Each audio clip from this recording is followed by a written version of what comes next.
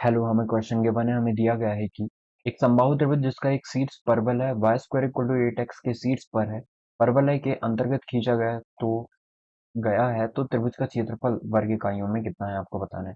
तो सबसे पहले हम y square equal to 8x बना लेते हैं। तो ये y square equal to 8x है। ठीक है, ये शीर्ष हो गया।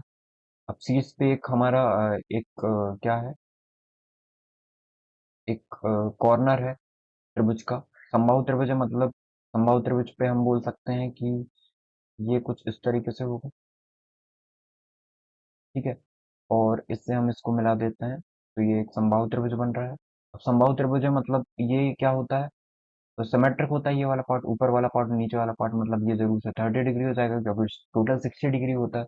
अब हम एक काम करते हैं, इस पॉइंट को हम क्या मान सकते हैं कि वक्र पर कोई भी एक पॉइंट है कर्व पर, तो उसे मान सकते हैं हम 80 स्क्वायर 280, ये मान सकते हैं। ठीक है, अब ये चूंकि क्या है, सिमेट्रिक होता है पार्ट।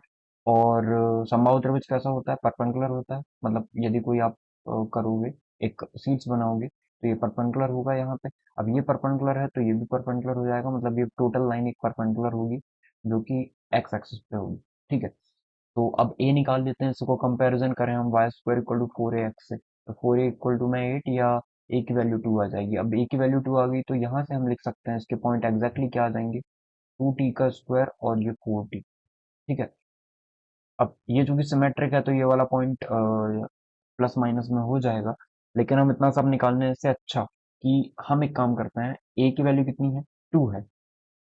ए की वैल्यू कितनी है, ये 2 है, हमें इतना गिवन है। तो हम एक काम करते हैं, हाइट निकाल लेते हैं यहाँ से यहाँ तक। ठीक है, तो हमें पता है इससे यहाँ तक की डिस्टेंस कितनी हो जाएगी, यहाँ से यहाँ तक की y कोऑर्डिनेट होगा, मतलब 280 होगी डिस्टेंस। तो 280 है, तो और यहाँ से यहाँ तक कितना है, ये वाला परपेंडिकुलर निकालना है तो निकाल लेते हैं। नाम दे देते हैं हम इन्हें कि ये O हो गया, ये P हो गया। ठीक है, OP, इसे Q और इसे R दे देते हैं। तो हम देखें कि 10 30 इक्वल टू कितना हो जाएगा, 10 30 मतलब सामने वाला परपेंडिकुलर और ये वाला बेस, तो परपेंडिकुलर क्यू पी अपॉन में ओ पी। ठीक है, तो 10 30 होता है 1/√3। और क्यू पी कितना गिवन है हमें, क्यू से पी तक की डिस्टेंस 280 है। ठीक, और ओ से पी तक की डिस्टेंस कितनी गिवन है हमें, 80 स्क्वायर गिवन है। अरे यहाँ से यहाँ तक की डिस्टेंस, मतलब यही तो गिवन है 80 स्क्वायर, क्योंकि ये ओरिजिन होता है तो यहाँ से यहाँ तक जो भी पॉइंट होगा वो 80 स्क्वायर होगा। तो ए से ए कैंसिल, 80 से 80 कैंसिल, तो ये कितना आ गया, 1/√3 इक्वल टू में 2/t। कितना आ गया, 2/t। टी की वैल्यू कितनी आ जाएगी, 2√3 आ जाएगी। ठीक है, टी की वैल्यू कितनी आ गई, 2√3 आ गई है। अब हमें पता है कि टी 2√3 आ गया है, तो हम ये एग्जैक्टली निकालना चाहें तो ये कितना आ जाएगा, A40 है हमारा।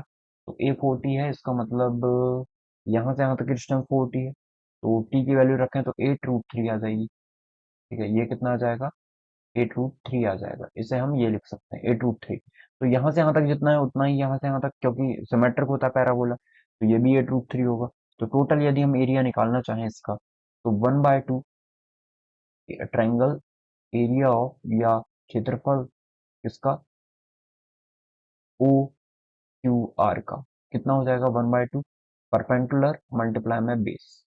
ठीक है, तो परपेंडिकुलर कितना है इसका, ओपी है, और बेस कितना है, क्यू आर है।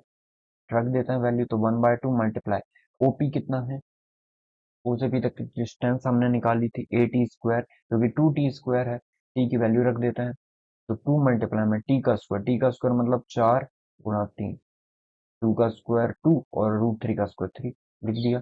मल्टीप्लाई क्यू आर कितना है, क्यू से आर तक ये है 8 और 8 16√3। ठीक है, सॉल्व कर लेते हैं अब इसे। सॉरी, 2 से ही हम 2 कैंसिल आउट करें तो ये 4 × 3 = 12, और 12 × 16, तो 12×6 = 72, और 12 × 1 = 12 और 7 192√3, ये हमारा करेक्ट आंसर हो जाएगा। इसका मतलब 54 का जो करेक्ट आंसर है वो ऑप्शन नंबर 3 हो जाएगा, 192√3।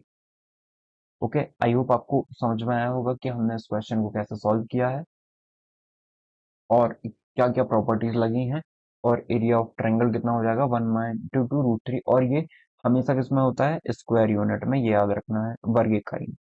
Okay, your correct answer is 3। Thank you.